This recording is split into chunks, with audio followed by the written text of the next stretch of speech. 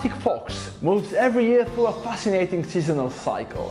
I saw this gorgeous one at winter time, when he adorns a beautiful white fur, a perfect camouflage in the snow.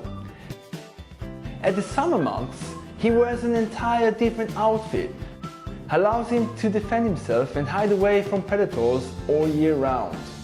And that is not the only trick the snow fox has. During summer, when many birds nest at the top of the port cliff, the fox patiently awaits at the bottom. He catches eggs, newly hatched and injured birds, killing them and burying them beneath the rocks of the frozen soil. The fox remembers where he buried the food supply that is kept well by the natural fridge of the North Pole. And if that's not enough, the fox tracks polar bears and eats their leftovers. Pretty clever, eh? Oil is holding us back. It is poisoning our air, warming our world, and polluting our rivers and oceans. It's corrupting our governments, funding violence, fueling extremism, and creating deep-rooted injustices. A healthier, greener, and cleaner future is the only option for us, and a terrifying idea for oil companies and parties of interest. This is a crucial time. Climate change is happening, but we are resilient, creative, and proud of who we are. We will work together to protect ourselves and the world we live in. We cannot do this shift alone. A world free of oil, cleaner, healthier, and more hopeful starts today for a better tomorrow.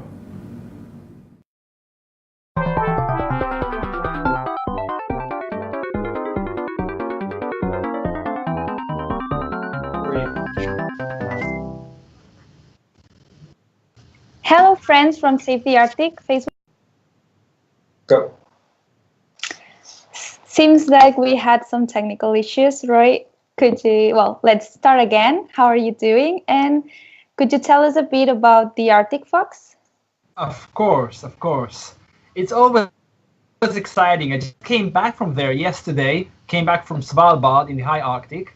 I see there are people from all over the world watching us right now. So hello to everyone from Croatia and some congrats about the World Cup and everything. But so I came back from there, from Svalbard. It was really cold, about 4 degrees outside, and this is summer. And every time there is an adventure, I met so many polar bears, 20 to be exact, went through ice and snow, and saw, of course, the melting sooner of the Arctic snow, and also met the Arctic fox, which is always a great opportunity to meet mother and cubs. That's awesome. So what can you tell us about them, these little animals? So the Arctic fox is a really adorable animal. They work in the summertime. I mean, usually their dens are underneath huge bird cliffs, and there they wait for birds to fall injured, or they go and hatch eggs. And when they catch them, they actually bring them. The mother brings the birds or eggs to their cubs, and they eat and they nurture on that, and then they grow up and become adult foxes. What they cannot eat, they actually dig and bury in the ground, and they keep it there for cold times, for times when no birds, where they must rely on their stash to survive the harshest months. So, and it doesn't rot because the land is frozen, it's permafrost. Putting your dinner in the fridge, in the freezer, and then you can eat it whenever you want. That's what they do.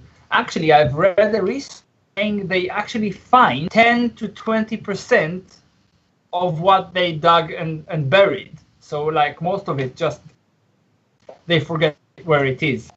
So so they are curious. They are amazing animals, and of course, like all the animals right now, they are also facing some hardship in the changing climate of the Arctic. That's really interesting. We're used to see photos of the Arctic foxes, and they are white. Is it always like this? So they are white in the winter time. They are white in the winter time when they need thick fur for insulation and white for camouflage in the snow. So in time they have their summer coat. Their summer coat is very short and it's brown for summer camouflage in the landscape of Svalbard. So it's different. They are small. They're smaller than the red fox that many of you probably know. And they always ask, how does a fox do? What does the fox say? So they bark. They have like tiny barks, which is really adorable. That's amazing. Are these animals curious and friendly? Well, yeah, of course. They are very curious and very, especially the cubs. So I photographed them on what was it? Last Saturday, which is like 3 days ago, and they just they run. They come closer. They try to grab one of the people I was guiding, one of their gloves, trying to take it away. 2 years ago when I was there, they caught some sunglasses of somebody and just ran off with it. So yeah, they're curious and really easygoing fellas. Yeah. And These images we're seeing right now are from Saturday. They are really amazing pictures. Are they easy to find? Well, in the winter time, it's different than the summer time. In the winter time, they are usually near towns where they try to scavenge on food, or they follow polar bears. So if you see a polar bear, there is usually a fox or two following them. So when the polar bear catches something and eats it, the fox comes later and eats scraps, the remains. So if you know that if there is a polar bear, there is usually a fox around. They are really smart. Yes. And what do you think the oil drilling in the Arctic can affect those little animals? Well, oil drilling in the Arctic can affect every animal, not just the Arctic fox, because oil drilling can cause oil pollution and oil spills.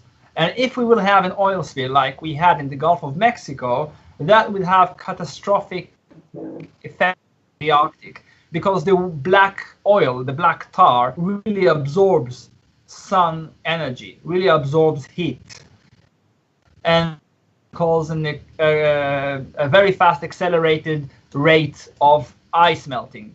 And even 1 year without ice completely can cause mass extinction on a global scale for the Arctic. So that's one of the reasons we are worried so much about oil drills and oil exploitation in the high Arctic. Yeah.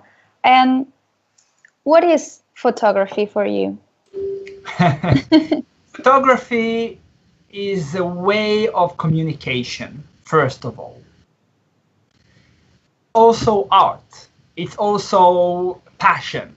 But first and foremost, it's a means of communication. It's a way for me to deliver my impressions and my feelings and my experience with these animals. Decide whether or not to intervene in a situation where species like fox or polar bear are in danger.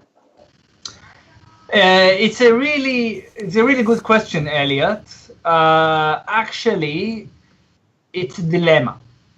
It's never an easy solution or an easy answer, because the rule is you never interfere, you never intervene, because it's nature, and you need to let nature do its own thing. So, as a concept, as a principle, I will never interfere. If an animal is attacking another animal, it's because they are threatened, or they are hungry, or they're trying to survive. protecting one animal can cause real damage to another animal. And also, if even you see animals starve, which is one of the hardest things to see, it's a problem to feed them, because if you feed them, you start to associate food with you, and that can cause damage in the long term, not only for this specific animal, but for the entire species, because from that point, they will try to go near people, and some people might take that the wrong way. So it can cause a really, really big problem. So feeding them for 1 minute will not survive on the long term and can cause a bigger damage on the future. Mm-hmm. Yeah. And Beatriz is also asking, how would you advise someone that wants to work with environmental sciences on his 30s? Okay, so first I really encouraged everyone who can to help with these important causes. So if you want to work with the scientists, first you need to look which scientists, which projects, which grants, which universities are conducting research in this specific environment, and start contacting them if they need volunteers. Working with environmental organization like Greenpeace, well, you can contact Greenpeace directly, and I know Greenpeace is always looking for help and volunteers and funds and everything. And but it's not, I mean, I don't want to discourage people, but it's not like if you're going to help them, they will send you to the Arctic and fund your expeditions. It's usually the other way around. So every project, every research, every organization has its own agenda and its funds and its own means of survival, which is never simple in our current reality. So we're always looking for people who will join, but you have to create your own infrastructure for that. And following the topic, do you have any tips for wild photographers? Oh, of course. Well, first of all, the most important tip is get out there. That's the most important thing, because if people just fantasize about wildlife photography and they don't get out and actually take wildlife photos, it's not going to get you very far. So that's the most important thing. Get out there, experience as much as you can, whatever you can, in every opportunity you have. You don't have to go all the way to the North Pole, although I really recommend it. You can even start in your own backyard. You can start in your neighborhood. You can start in your state or county or in the general area where you live in, because nature is everywhere. Nature is in your backyard. You can photograph birds, you can photograph foxes, you can find out which animals are living in your vicinity, and just go for it. Just go and photograph. So that's the most important tip. And the more you spend time out there, the better chances you have to return with something good, something meaningful, something that's innovative. And when you get better and better and better, you start going out there furthermore to Africa, to the North Pole, to Kamchatka, to the Polynesians, to South America. Everywhere is nature, everywhere it's happening. Those are really good tips, so we just have to go out. Yes.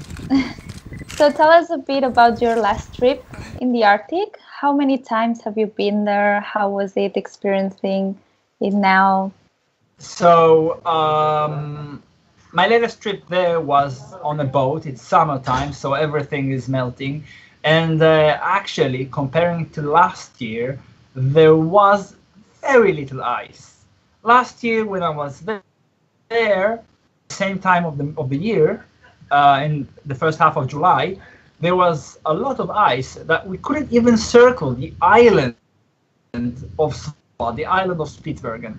This year, the ice has retreated really, really far north. And actually, there was so little ice that the ice even in the full extent of winter, didn't actually touch the island of Spitsbergen and the island of Svalbard where I went. So actually this year wasn't so good for ice. And if it's in July, the ice is already as far north as 82 degrees north, all the polar bears have migrated out. So only very few polar bears have remained on the island. So it was hard to find bears, not so easy comparing to other years. And every year it's different. Mm-hmm. We're seeing amazing photos right now of the Arctic foxes you found. Can you explain a bit those? Okay, sure. The foxes, as I said, in the summertime, it's only the female who raises the cubs. The male goes away. And so they eat as much as they can. The mother really likes to play with them around, so they are full of energy. And you can see running around vigorously. And actually, if a male comes by, it will be a source of tension because a male can kill cubs that are not his own. So that could be really dangerous. So every time it's like a lot of tense, and they are always hiding, and they're always careful and cautious. So it is not so easy to survive. And when September comes, the fox is separated from their mother, and they need to survive the first winter on their own.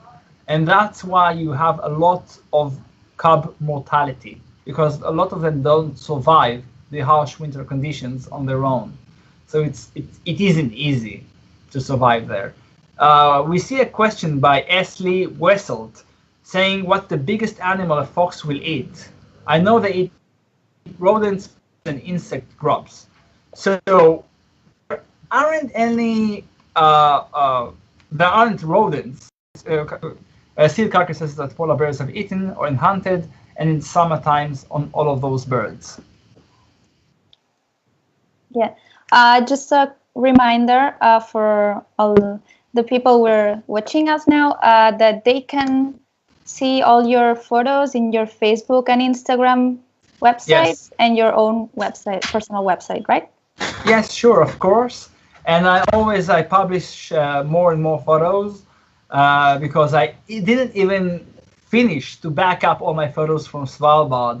So I just sent you 3 images just so we can show on the live broadcast. But I share more of the foxes and the polar bear on my personal social media. Great. What camera did you use on this last trip? All right, so I'm using a Nikon D850 with a 600mm lens and the new Nikon 180 to 400mm f4 with the built-in teleconverter. I'm using a Jitso tripod and Manfrotto video head, and my images will be published in several magazines, and my videos will be published in several future film that will be edited in the upcoming year. That's awesome. We have another question from Esli. If the bears are going, how will the foxes get food? Where do they shelter? Well, in the wintertime, again, the foxes can retrieve stashed away food, buried food in the frozen ground to themselves fed in the harsh winter. And they also rely on polar bears. If they won't be polar bears, the foxes will have a harder time to survive in the wintertime. So we will see more and more foxes dying of starvation, because although polar bears can go and survive without eating for months, even 6 months, the foxes cannot survive for that long without food. So they always have to be fed. Polar bears, foxes will surely diminish in number. Great. Esli asked, where do they shelter? Well, yeah. Well, they have dens in the summertime under the bird cliff. In the wintertime, they just just snuggle. They just hug with themselves. You can say inside the thick fur. They just get their nose inside the fur, and like everything's covered. It like looks a fluffy ball of snow. And Beatriz is asking, do you think tourism in the Arctic is a bad thing or not? That's a very good question, Beatriz. And actually, it's a good thing if it's done correctly. It's a bad thing if it's done incorrectly. There is an organization of tourist operators in the Arctic called IECO, which created several guidelines that's supposed to protect the Arctic and its inhabitants. If all the boats, if all the tourists that go there will follow acts by IECO, they will do a good thing. So tourism for the Arctic is a good thing because of two reasons. First, it gets people aware of the Arctic, and more people go to the Arctic, the more ambassadors we will have and of course for the wildlife there. If people will harass animals, if people will abuse their given chance to visit the Arctic, that of course will be a bad thing, and that's for tourist operators to protect, because they know the people who go there usually don't know from right and wrong, and that's why we have to have responsible tour operators in the Arctic. Okay. Well, thank you very much, Roie, for being here and answering all the questions and explaining your experience, and thank you everyone that has joined the live Q&A. Thank you very much. We're expecting to see you again next week, next Monday at the same time. Sure thing. Thank you.